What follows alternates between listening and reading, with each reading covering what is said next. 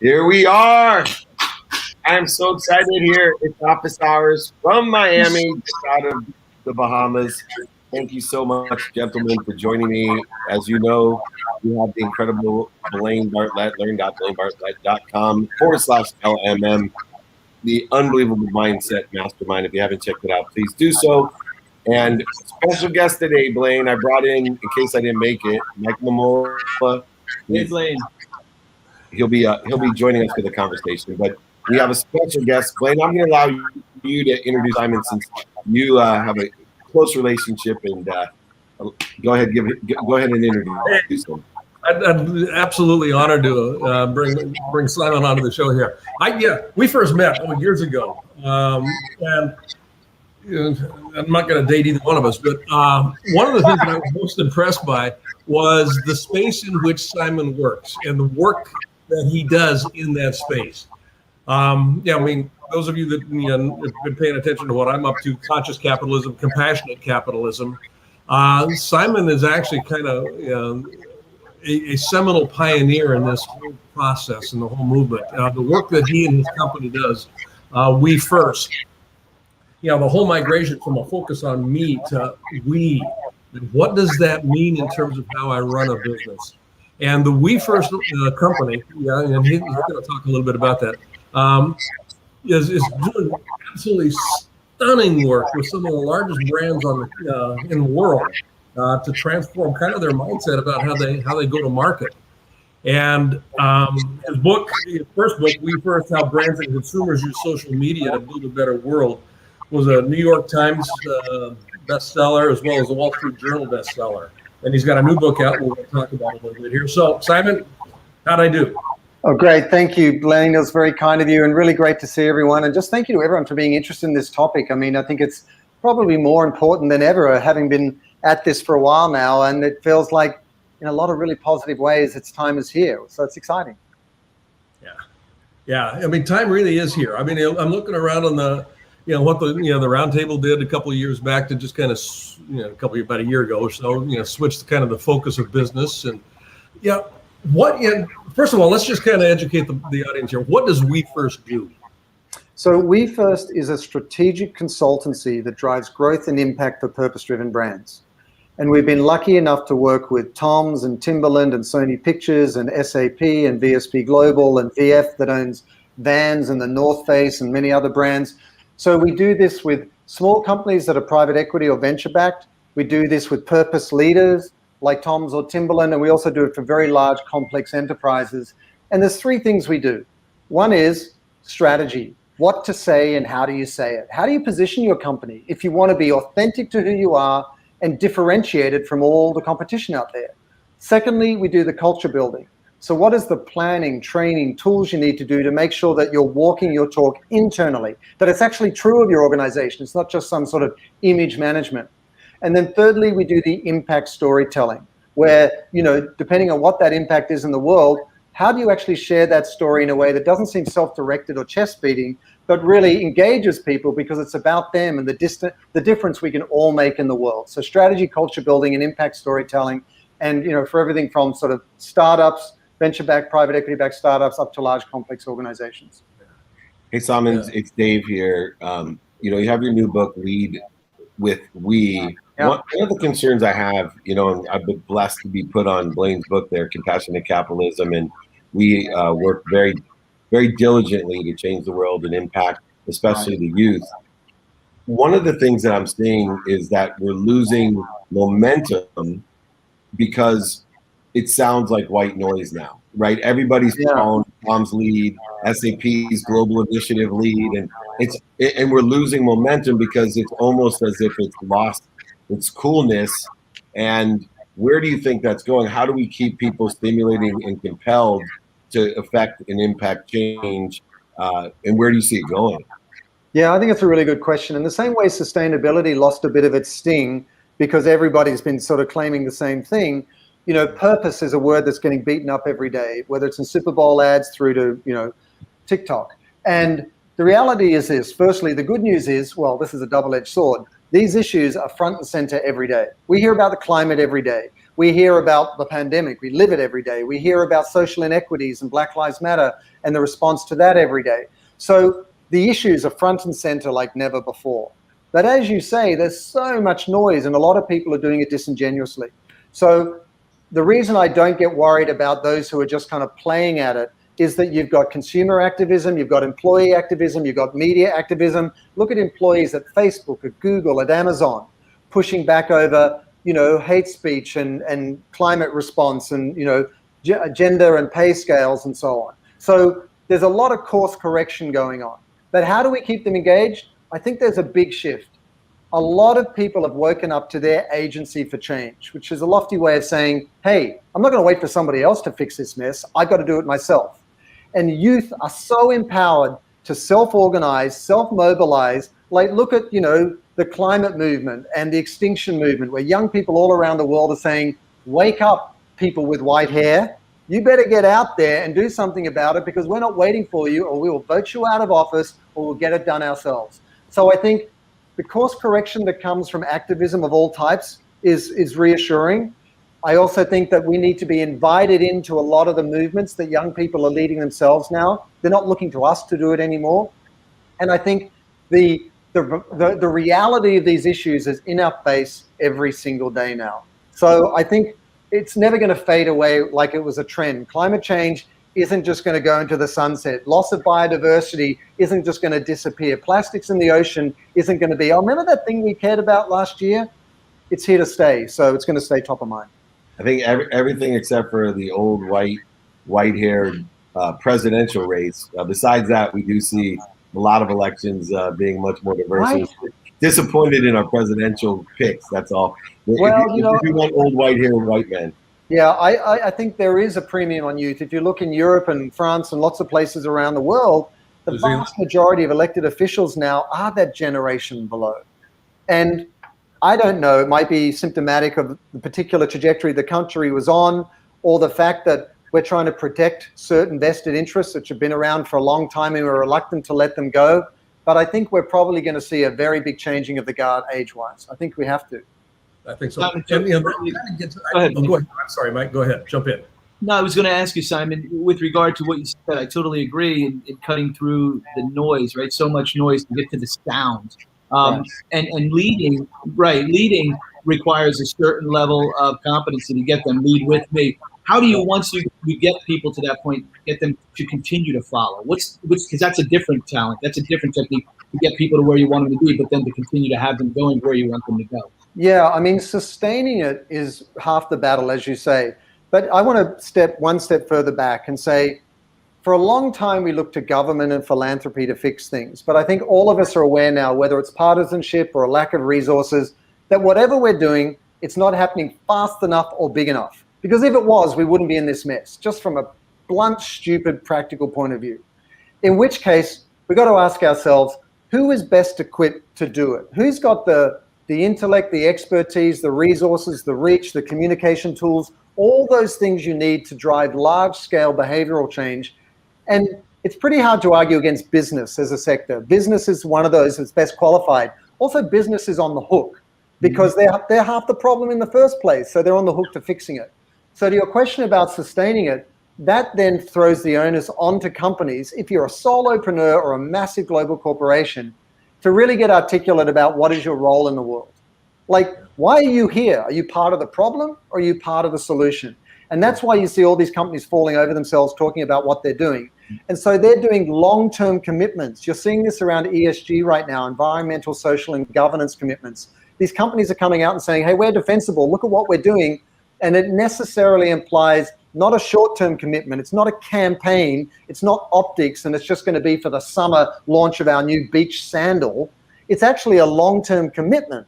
And so I think if brands assume responsibility, if all stakeholders recognize they have agency and change, and if together we make a longer-term commitment that is authentic, then I think we can sustain it over time. Well, you talk about, one of the three pillars that we first actually organizes around. The third one is the narrative of impact. Yeah. Yeah, that whole impact narrative. And Yeah, as a member of the board of directors of the World Business Academy, one of the things that we drove actually was the formation of the just capital movement. And partly, when I'm looking at impact, and you talk about behavior change, I mean, that ultimately would be what we would like to see. But I know from my own experience being married that trying to change behavior is bloody difficult. How long have you been married now? I mean, I'm in 29 years in with my lovely wife, so I know what you mean. It's like I'm 23. I'm 23. I know what you mean.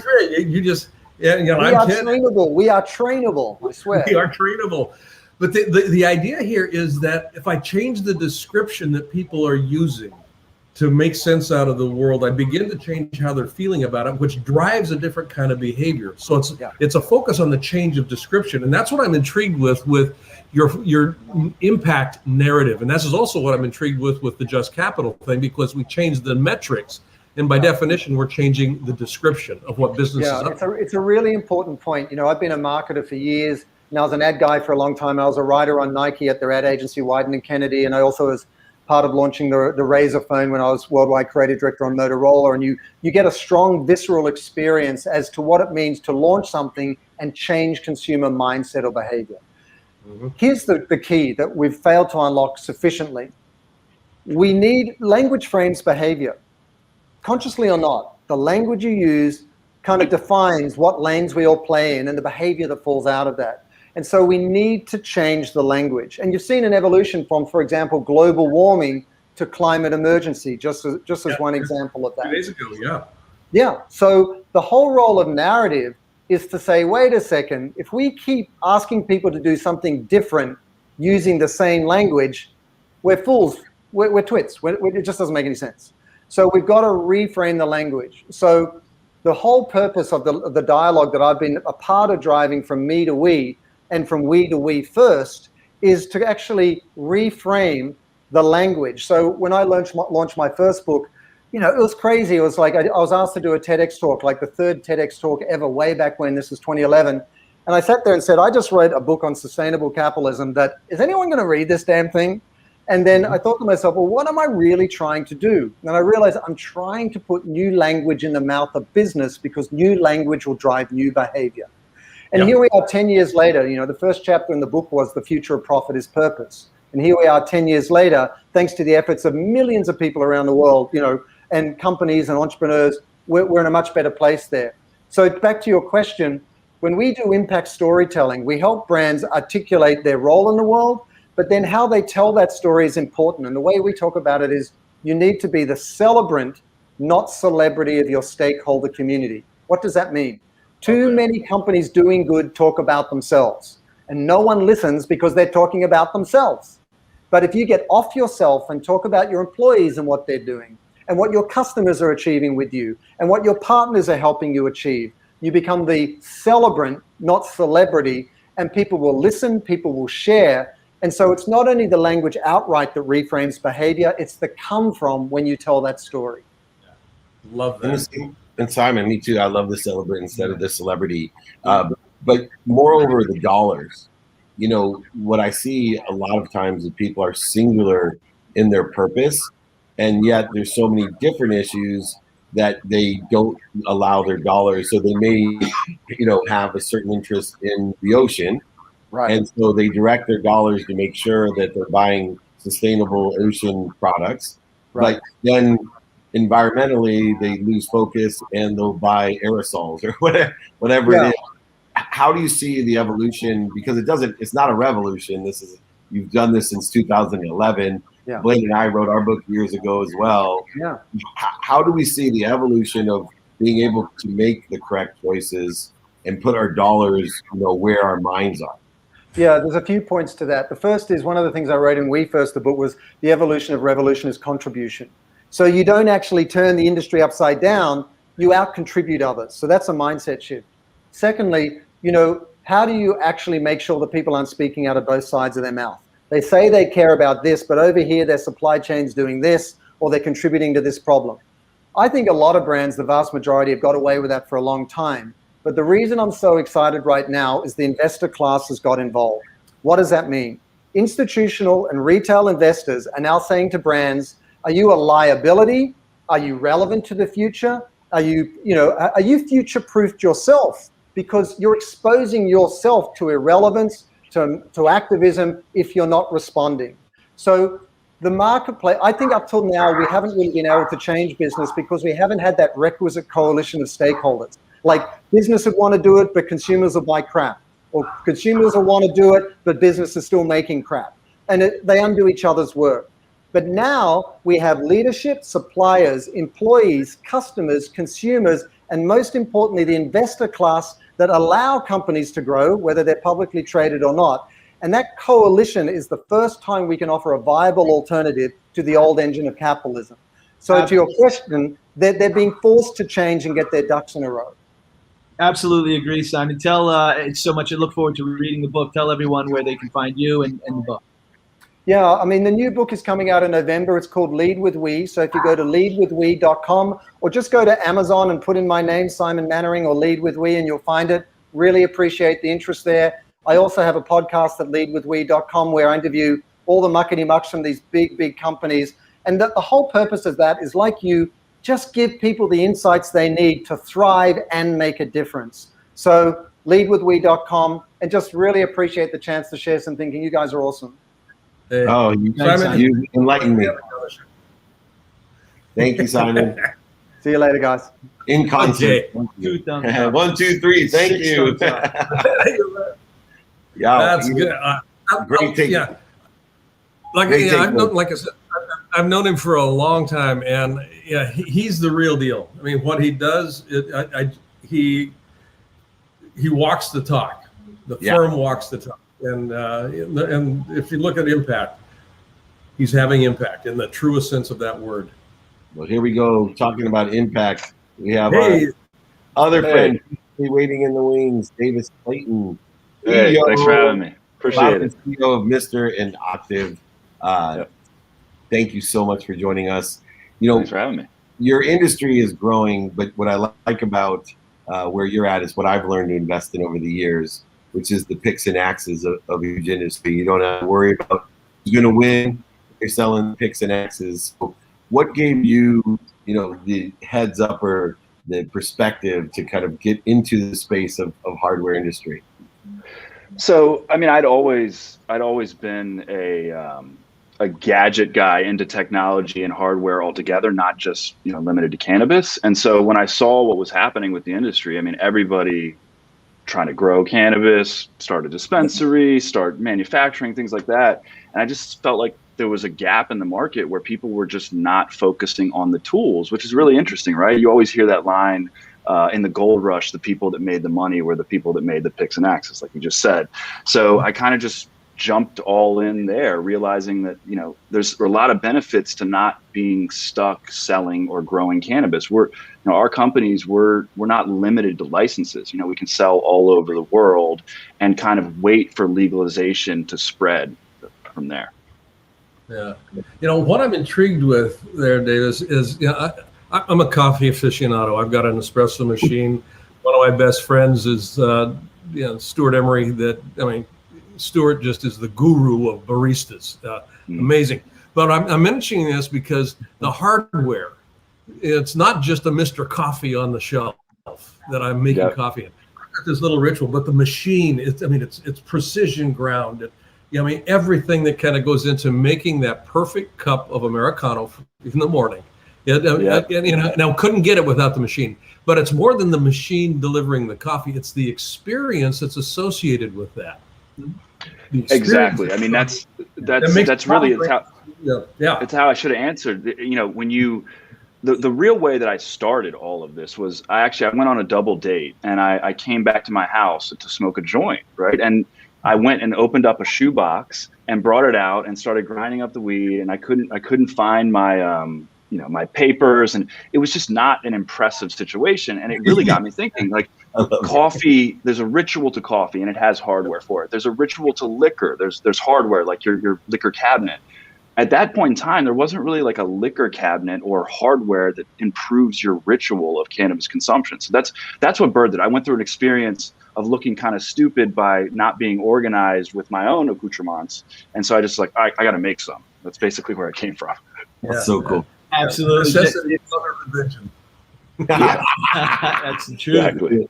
Davis, I love that, and the hardware and the components and everything that you're doing to accessorize and embellish and build the experience of all of it, obviously. But I want to switch gears back to you for a minute, because I think you really exemplify what it takes to be a founder, a CEO, an entrepreneur, right? Because this hasn't been easy. You encountered some challenges, to say the least. How do you stay the course when and you can articulate if you want, but how do you stay the course when you keep getting these hurdles put in front of you that you didn't expect, and the hurdles keep getting higher and higher at times? Yeah. I mean, you're referencing my legal troubles. I've run into a couple of different legal troubles throughout this journey because of the industry that we're in, right? Like, I was operating in the DC area before it was really legal. I ran into a charge for selling CBD oil, which, me and my lawyers thought it was completely legal, but it was a huge hiccup. They took all of our money. They took all of our inventory. I was facing 3 felonies. I mean, this is fairly recent, like 3.5 years ago. But to answer your question, I think you just have to really love what you're doing, right? Like, of course, I love gadgets and hardware development. That's where I'm like super passionate and what makes my heart race. I definitely love cannabis too, just to be straight up. Like, I look at cannabis as a very important medicine. I mean, I use it recreationally, but at the same time, like, it's been very beneficial for me and for people in my life. So that's how, whenever I'm like super down, or even when I was going through that legal stuff, it's really hard to push forward. But if you really are passionate about what you're doing and believe that you're on the right path, you just force yourself to do it. So it's been a lot of up and down, but right now it feels like it's really on the up. So it's exciting. Wayne? The persistence there is, I mean, just to kind of pull that out, even in the face of a because that was a question, Mike, that I was having too, because hardware in some states was illegal. I remember in Oregon at one point in time that you get busted. Wait. Let's just stop on Oregon. Only place on earth that cocaine is legal, but a straw is not. Like I was saying, it was a glass pipe. Yeah. Sorry, I just always have to add that. Well, even, I mean, paraphernalia is what we're making, and it is still federally illegal. I mean, just like cannabis is federally illegal, and it feels like, well, actually, to be honest, the Biden administration has done a couple of things recently that makes it feel like maybe we're not on the path to federal legalization. But it feels just like the consciousness of our society, right? It feels like most people that have the education around cannabis think it should be legal. So I think it's just a matter of time before the laws and our government catches up to that feeling. Yeah. So you're kind of the Steve Jobs of the cannabis accessory business, as I see it. And I would love, just because I'm looking at some of the products like the backpack, sash tray, Terp Timer. I thought maybe with the last few minutes here, you could give us a little bit of description and innovation that is utilized as paraphernalia. So I'd love to know more about the backpack, the stash tray, and the Terp Timer. Sure. So the stash tray is the first product I did, which is kind of, I told you that situation where I needed like a liquor cabinet for my weed. And that's basically what I did. I created an all-in-one magnetic rolling tray that has a grinder, a container, an ashtray, a lighter case. It all fits into this box that you can close up and put up on your shelf, and it looks like a book. So it's kind of like discreet if you want it to be discreet, but it's really awesome and like you want to show it off if you pull it out. So that was the first thing we did. Hold on, David. I got another thing you got to do. You got to put the Dave Meltzer option in there. You put a money holder, because all my friends are so afraid of books. You can hide your money in there. It's like kryptonite to my friends. They'll never steal my money. So put a little money tray in there too. Yeah, well, it's magnetized too. So people buy it, and then they buy little magnets that they can magnetize their money or their Visine or whatever they want inside of it. So that's really like where it all started. I just kind of had this idea for that product, and then brands and companies kind of came off of that. The Terp Timer is actually one of our most successful products. It's a little techie, but basically when people are consuming concentrates, they heat up like a piece of glass and they dab their concentrates into that glass. What I created was a sensor that actually senses the temperature of that glass. And what it does is it will beep when it's time for you to hit it at the optimal time. So like it kind of refined that process. So that's been pretty successful for us recently. And then you mentioned the backpack. That I actually have it with me. So this is the backpack. This is a portable power bank, like a battery pack that everybody carries around. It's like normal to carry around. It's real, like it actually works to charge your phone or your iPad or whatever. But it has a secret button on the side of it that actually, like, you wouldn't know how to open it unless you know how to open it. I'm calling it adult proof. And what that does is it opens up to reveal a rolling tray, a spot to keep your cigarettes or whatever you want. And really, you can just take this with you and nobody will know what's inside of it. So it's like a portable stash case disguised as a battery pack. That'd be awesome. Super cool. Is there, Thanks. Yeah, no, David, I want to know the inspiration for these. Are these, have you come up with these on your own? Are these collaborations with some of your team? And I know that you're the Steve Jobs of the industry. Tell me how. First off, I have been called that in press. Those are some pretty big shoes to fill, yeah. But I mean, yeah. I'll take it, right? Well, to be honest, yeah, like that, I am an inventor. All these things I actually have invented. I have a team of designers and engineers that actually like make them real. But all the concepts and sort of like the childish, initial drawings come from me. And then I have a team that builds it out. So yeah, the stash tray I invented, the Terp Timer, the backpack. It's kind of like I'm a serial entrepreneur, but also a serial inventor. I mean, I have, I think, 8 projects that I'm working on right now. Vape cartridge stuff, new flower things. There's just, that's the thing about this industry. It's so infantile, especially the hardware section of it, that there hasn't been a lot of innovation. I mean, if you think about it, there's only a couple of brands or products that are well known in the cannabis hardware space. So I think there's a real opportunity for innovations. And I think that's why I have so many ideas, because there just hasn't been a lot done yet. I have a quick follow-up for you, Davis. Sure. I'm just curious what kind of a response you might be getting internationally versus domestically, and why not? So yeah, that's very, very great question. So yeah, I think I said it earlier, we're not limited to license, so we can sell around the world. We ship to over 90 countries. Canada, South America is pretty big for us. Europe is starting to take over. Asia is starting to take off. India has a very big market, and the shipping is kind of expensive, but we sell all over the world. I'd say 80% is US right now, but you can see it's just a matter of time. That's kind of what I was saying earlier. Like even in China, India, there's these underground stoner societies, right? And because of laws, they can't really be overt about, what they do. But I suspect that once the United States goes federally legal and legalization kind of spreads all over the world, people are going to realize that this market is just so much bigger than they anticipated. Like I truly believe that once this happens, like this is going to be, cannabis itself is going to be a bigger market than alcohol and cigarettes combined. That's a little bit of a crazy comment, but I think it's true. Great, yeah. Tell everyone, Davis, if you can, where they can find out more about you and the products. For me personally, I'm mostly on Instagram. So my name, Davis Clayton Kiyo, just all one word. GetMyster.com is our main brand, GetMyster.com. And then VapeCartridges.com is our new B2B site for this new vape cartridge technology that we've been working on. Awesome, Davis. Please come join us. Keep innovating. Save our youth. We appreciate everything you're doing. I really appreciate y'all having me. It was great. I love you. Yes. Thank you so much. Take care. Take care. All right. Very innovative. You got to have different industries, man. I'm just amazed at the growth, and it'll be amazing where we go with it. Well, we have another innovator here, the CEO of Tivoli Audio, my friend Paul DePasquale. Welcome, Paul. How are you? Good. How you guys doing?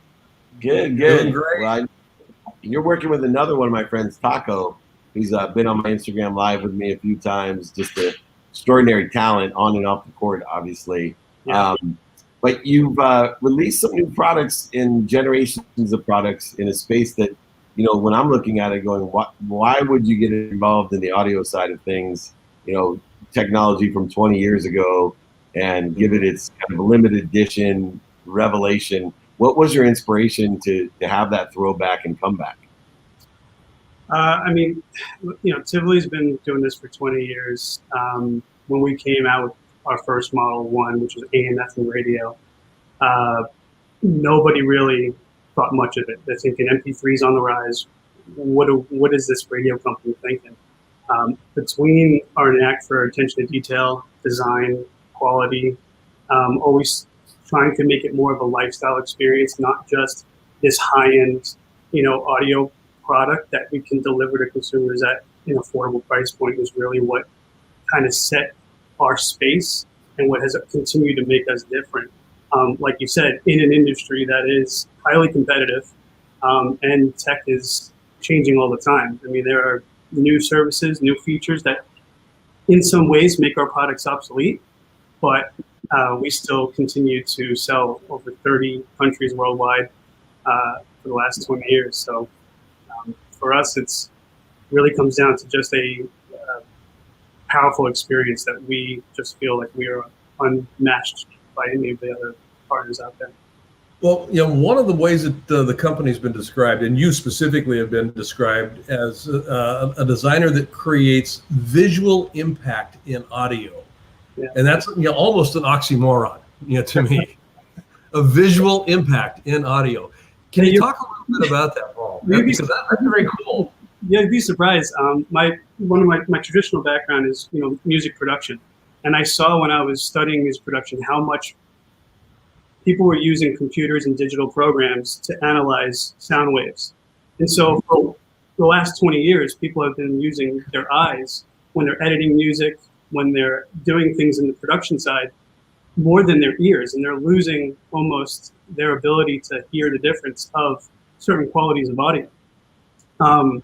With that said, when people now are listening to music in their home, it's a Wi-Fi speaker, it's a Bluetooth speaker. A lot of companies are trying to bring in sort of the integration model where you don't really see the product.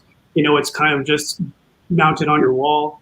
And for me, one of the things that I enjoyed growing up listening to music was sitting around. It was a CD generation, but sitting around with the CD, opening it up, popping in the CD player, and kicking back and having that experience of being in the moment.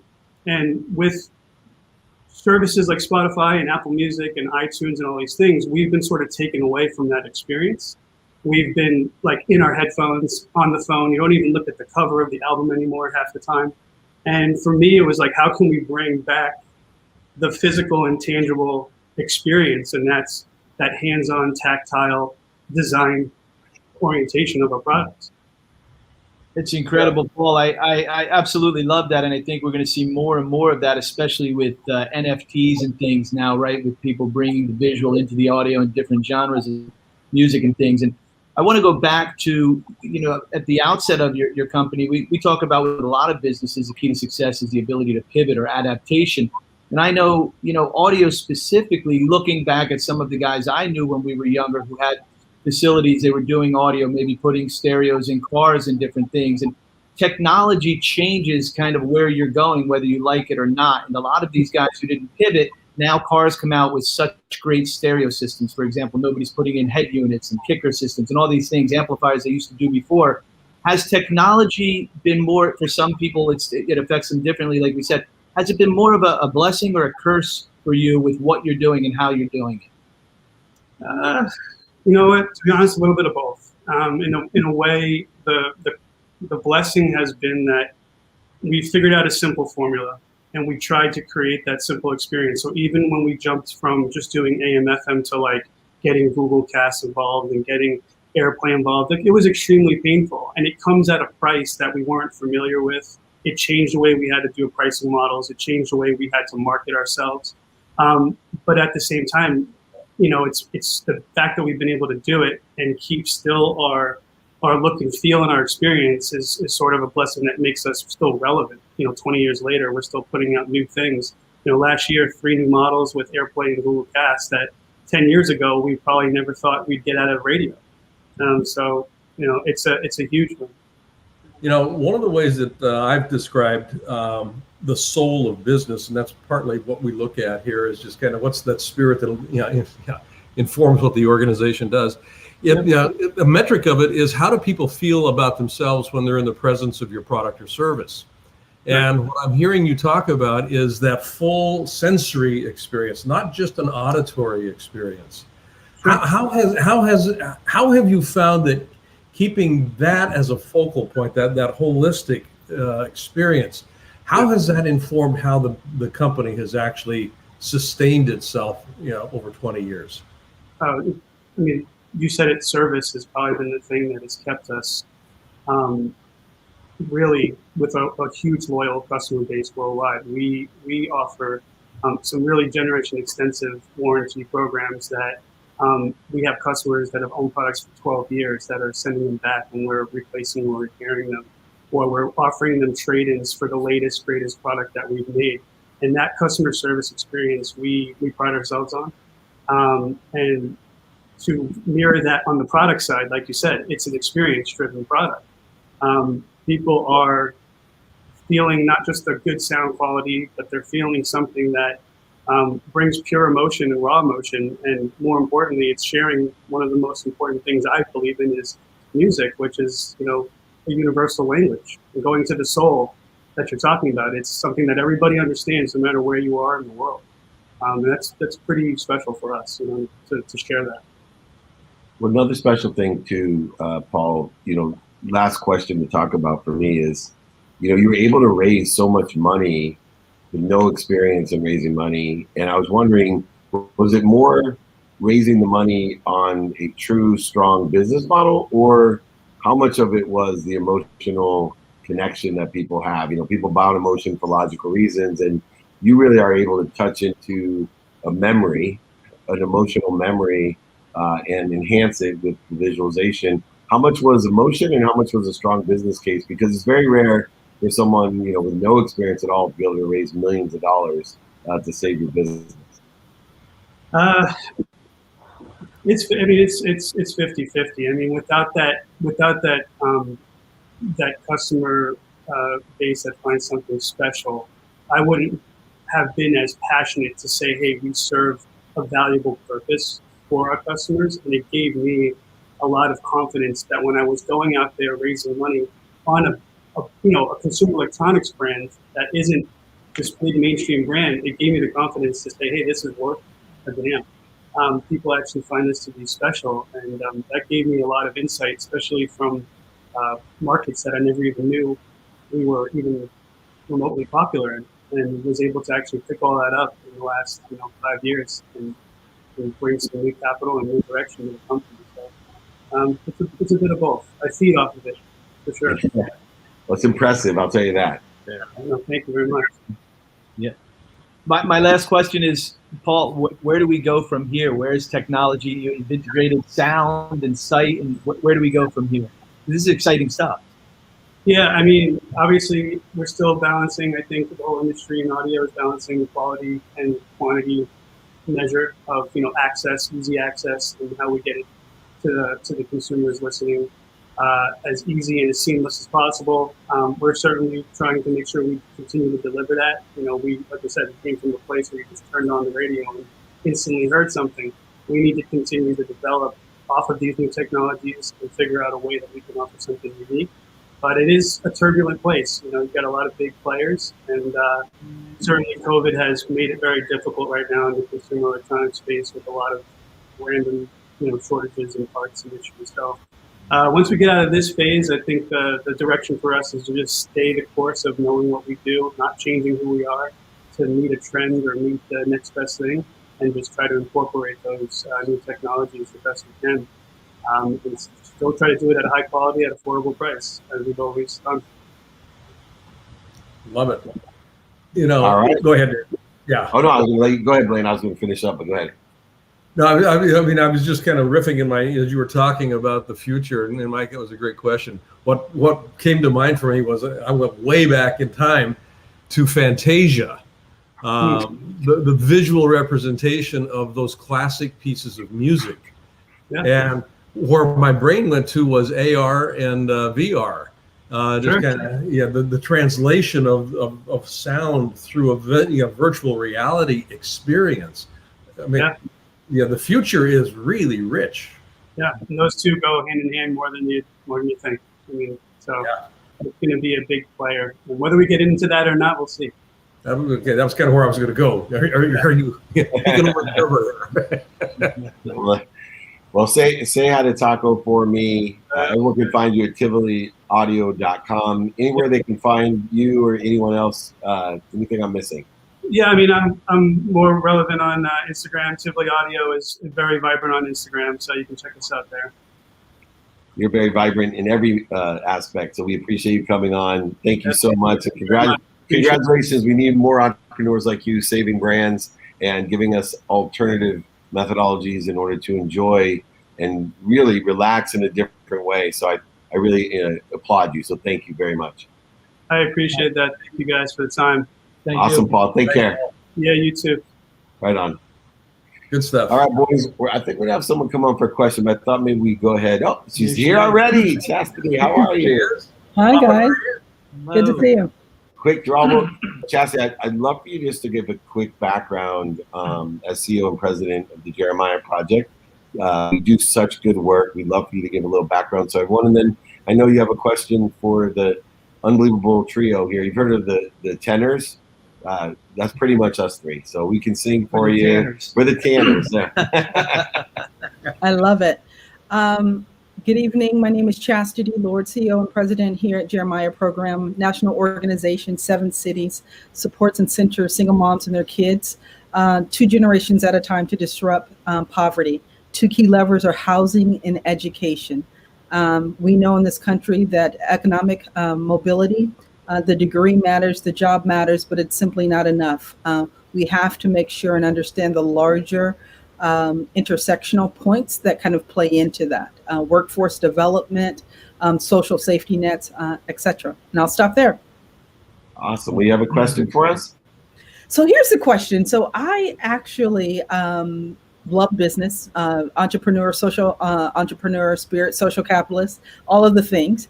And one of the things that I really think about is the role of philanthropy in building your board of advisors, kind of your network of people that you are able to kind of leverage, tap into. And I often think, and I went to business school, and I remember kind of being in business school and folks not understanding the role of philanthropy regarding identifying potential investors, potential thought partners, all of those things, because philanthropy does this unique thing and puts folks at a table at least 4 to 6 times a year where you're able to get to know each other personally. And so have you kind of explored and talked about the role of philanthropy and folks kind of building their board of investors? Literally and figuratively, mentors, etc. Go ahead. Hello, Chastity.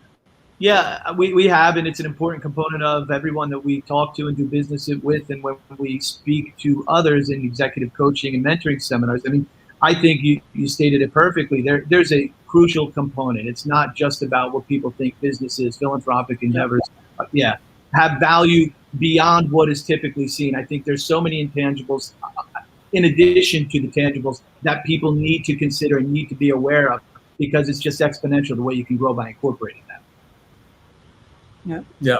And just real quick, I'm on 2 foundational boards, and one of the things first of all, treating a philanthropy as a business, not as a charity. I mean, so there's it's the whole tax code. Let's be real. It's a tax code within the context. Yeah, it's a tax code. Yeah. It needs to be looked at as a business, and the ROI question becomes interesting. Instead of return on investment, we're really looking at return on impact. Mm-hmm. And that can be a very interesting conversation for investors, particularly if you can marry that with the mission of an existing organization, an existing business. How does the philanthropic impact actually dovetail or support or augment or complement what we are about as a company already? So it's not an add-on. It's actually a natural, extension of who we are. And that, so you start, having conversations about the return on impact relative to the existing business. Yeah. Go ahead. Oh, sorry. Go ahead. Yes, no, go ahead. And I was going to say, as a role of a board, and I sit on many boards of foundations for philanthropy, and with Blaine actually. And it's interesting because I find that younger charitable causes and foundations, they have their founder as a CEO, and which is extraordinary because the success of an entrepreneurial philanthropy is the desire that you must be what you can be. You have to be driven. As Cynthia Kersey, Blaine's wife, who is the founder of Unstoppable, says, her purpose has to be greater than her pain. And, you know, in order to be, but why and how I see my role as a chairman or a board member, as a chancellor, is to bring the pragmatic business experience to effectuate the emotional desire, impactful innovation that most CEO founders have in philanthropy. But I think it's critical. You know, our board has world thought leaders, world business board members, entrepreneur legends on there. And I think it's a perfect blend to have your board, especially as a young philanthropy, make sure that they have the business acumen to complement the emotional desires and impactful vision that a founder and CEO normally has. When you get to the billion-dollar ones that we work with, then it's just a corporation. You know, very straightforward. Your tax code analogy is absolutely, whether it's St. Jude, Junior Achievement, you know, all the bigger foundations that I work with, it's just a big business. But I think it's a critical component of smaller foundations.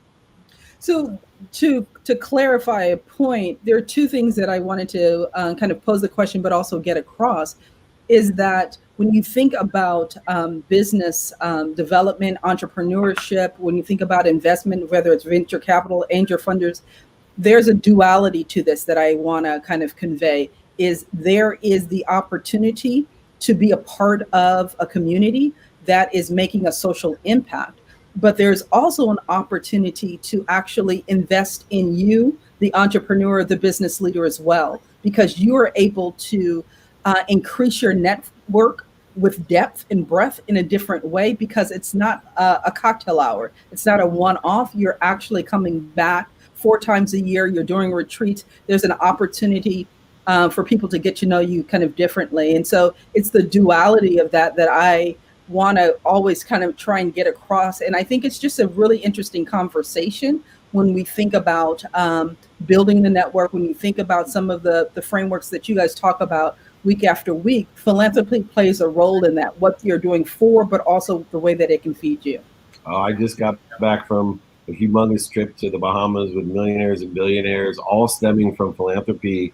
So you absolutely are correct. But I think is an overall abundant philosophy in life is that when we do the right things and we do good deeds, the right people that do the right things are surrounding us, and the right people who do the right things usually make more money, help more people, and have more fun than anybody else. So you're almost deriving your own future by the context of what you're teaching and that entrepreneurial side of it. You know, I don't give to receive. But when we are capable of providing those good deeds, reciprocity is nice. Yeah, but I believe we, you know, focus in on receiving and then give it all away. Not allow it to come through you. But we really appreciate you. It's jeremiahprogram.org. Yes, jeremiahprogram.org, organization that centers single moms and their kids to disrupt generational poverty 2 generations at a time. A mom doesn't have to decide, am I going to bet on myself or am I going to bet on my kid? We need doers, donors, and door openers, all 3. Thank you guys so much for being a part of the conversation. Say that one more. Coming from a single mom. I got a single mom that raised 6 kids, all of them, you know, hyper successful, who I believe fell into the category that you said. So say that one more time. You need what? Doers, donors, and door openers. Please be all 3. I love it. I am all 3, and I'll be happy to help. jeremiahprogram.org. Chastity, thank you so much for your time and your wisdom and your help and support. Thank you. Thank you, guys. Bye-bye. Awesome. Wow. That's great. Doers. Doers. Door openers. And door openers. The triple D's. Triple D's. I've heard of double D. All right, here we go. One of the tenors here can take a riff. Doers. Yeah, takeaways for the day. Who's starting off? Yeah, I'll go. Mike? So mine is the power and the potential and ultimately profitability of the human experience. And if you're not looking at the effect that you're having with your product or your service, the human experience, then you're not doing your job. We saw it with Simon and Davis, whether it's through the books or through the music or through the marijuana, tapping into the effect that you're having on your customer. That's the key. Yeah, I'll kind of piggyback on that. Yeah, two words come to mind: impact and experience. You don't get one without the other. Both of them are absolutely crucial. And if you're not paying attention to the impact that you as a business are creating, the experience that you're going to be leaving as a legacy is not going to be something that you want to be playing with. So yeah, just kind of putting that in a 2-chapter book, impact and experience. We just got to run with it. I love it. My quick takeaway is walk the walk.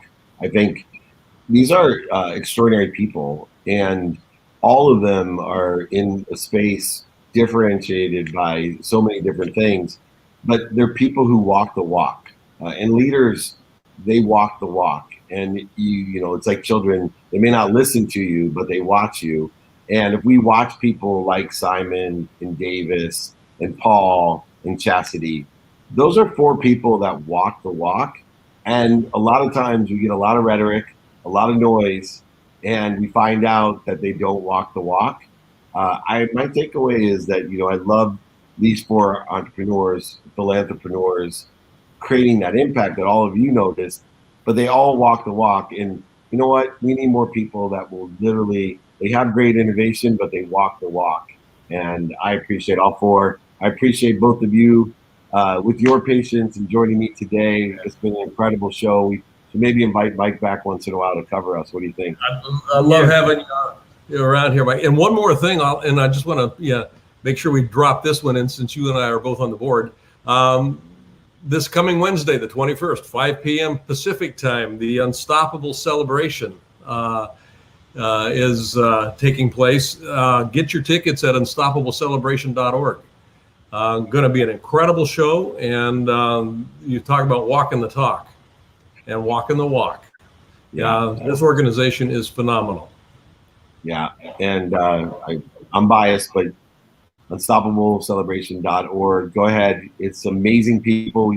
Blaine and I don't have to list them out, but we have extraordinary talent, people, thought leaders. Get engaged. And look, if you can't make it, donate your money. I'm not afraid to ask for your support. It goes to an extraordinary cause. I've been and seen the communities, the villages, the schools, the colleges, the high school, and most importantly, the people. And talk about huge impact. It's changed not only thousands of lives, but it's changed my life as well. So anybody out there that wants the details, they can reach directly out to me, david@dmeltzer.com, or unstoppablecelebration.org, and you can get it right there. So please, I think that's a great place to end. I want to thank everybody. Remember, tomorrow we'll be pumping the Unstoppable Foundation again with Clubhouse at 6 a.m., training at 11 a.m., the playbook downloaded. Just enjoy all of the different content to help others, empower others to empower others, simply to be happy. Remember, everyone, be kind to your future self, do good deeds. Have a great night. Thank you. See everybody next week. See you next week. Welcome to Office Hours. I'm Dave Meltzer, author, speaker, entrepreneur. Office Hours is a show with entrepreneurs for entrepreneurs.